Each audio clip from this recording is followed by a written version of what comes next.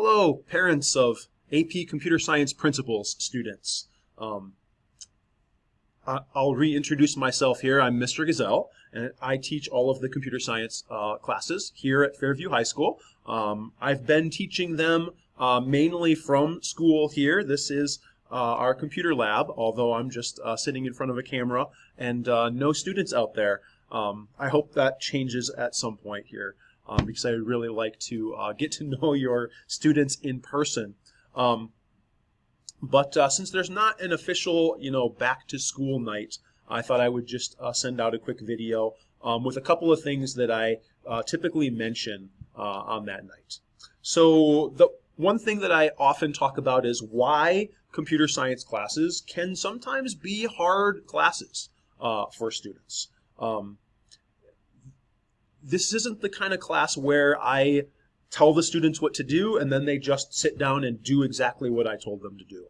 Computer science is about figuring out how to do things. It's about coming up with an algorithm to solve a problem. And the amount of time that it takes one student to do that may be different from the amount of time that it takes another student to do that. In fact, it may take, me one day, I might get an assignment and I just get how to build that algorithm very quickly. I might come back 3 days from now and on another assignment that really isn't any more difficult, it might just not click for me in quite the same way. I might take a wrong path in trying to solve that problem, which is actually can be a good thing. We learn from the wrong paths that we take as well as the right paths that we take, and it may take me longer to do that thing. If I get behind in a computer science class, it's not the kind of thing that I can just kind of sit down and do a 75% job and get everything done and turned in, because if I don't get it sort of correct enough, it just doesn't work. It may not do anything, or it may not accomplish the purpose of the lab at all. So to make up work or finish work that I didn't complete in class, it may take some time. So I always recommend, if a student does start getting behind, come and see me during office hours. We can work on getting through some of the labs together, and we can also work out a plan that makes sense for being able to get things completed. I typically do not take off any points for missing work. Why not? This is a high school class. It's an AP level class. Why wouldn't I, deduct points for things that are turned in late, even a week late or 2 weeks late? Well, one reason is because just what I was talking about, it may just take a student longer to do something than it takes another student. And even if they're getting most things done on time, one lab might just be that lab that they go down, a few wrong paths before they get it correct, or maybe they just get stuck and they're not sure how to move on and they need to sit down with me and work that out. There can be various reasons why a student has a difficult time getting something done on the due date. But then also, even though I would love to see computer science be a required class for high school students, it's not. It's an elective class. And some of our students sign up for a lot of very high pressure, a lot of work, difficult classes. And honestly, something has to give sometimes. And since this is an elective class, I feel like it's an appropriate class to say, okay, if you can't get, this in on time, get your math done on time, get your science lab done on time.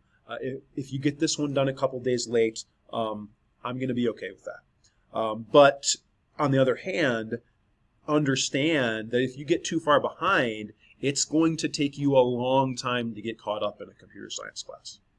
This year, we have 8-week condensed classes. So that becomes perhaps even more of an issue. So if your student is behind on some of the labs, please encourage them to come in and see me during office hours. I do that in class, but it's a little harder for me to sort of pull them into the room like I may do on a regular in a regular semester. Let's see. I do allow quiz and test retakes. My quiz and test retakes are really almost more like corrections in a way, because I will go over the quiz or test with them, or they can go over the quiz and test on their own. They can see what the right answers are, and then I essentially have them retake it again, but they're retaking the same questions with the same answers. And then I average the two scores together. So it's almost a little bit more like test corrections that some teachers do, but I just have them retake the whole thing. But hopefully they'll be able to get all the points or most of the points the second time around after having seen which ones they got wrong and seen what the correct answers were. I allow resubmissions of labs and assignments for up to full credit. So if they turn something in, they don't earn full credit on it, I will give them some feedback. If they go back and fix that and resubmit it, they can earn 100% of the points on that particular assignment. This is an AP class, and so there is an AP exam at the end of the school year in May.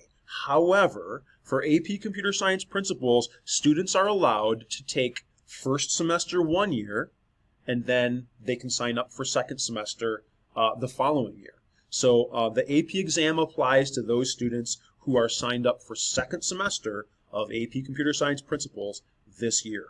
Sometimes that's difficult for freshmen to do because they are taking a PE course or something. And so to fit a full year-long elective into their schedule can be prohibitive. And so they do allow all students to take first semester 1 year, and then hopefully they'll decide to sign up for second semester the next year, and then that's the year that they would take the AP exam. There is also a project that students submit as part of their AP score in this class. So an AP score, of course, is a number between 1 and 5.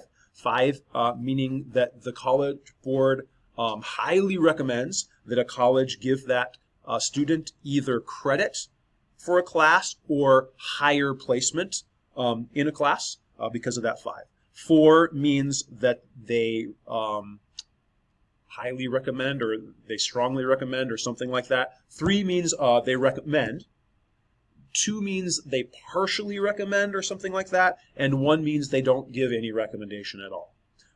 So a lot of colleges and universities will give some sort of college credit for a 5. Quite a few will give for a 4.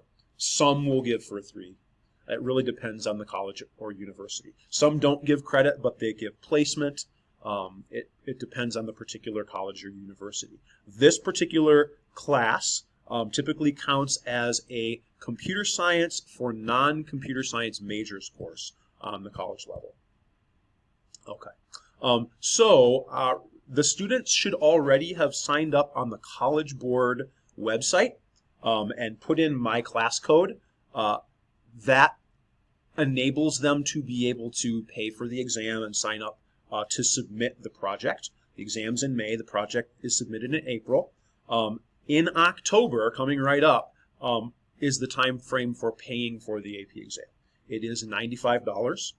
There are some scholarships available, I believe, particularly for free and reduced lunch students. And if you have any questions about that, you can reach out to me or you can reach out to Chris Weber, who is our Honors IB AP coordinator here at Fairview.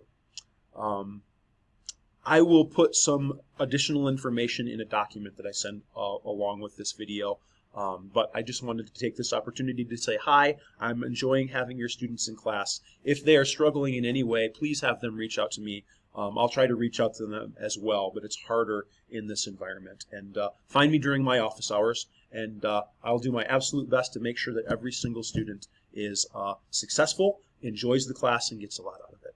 Thank you so much.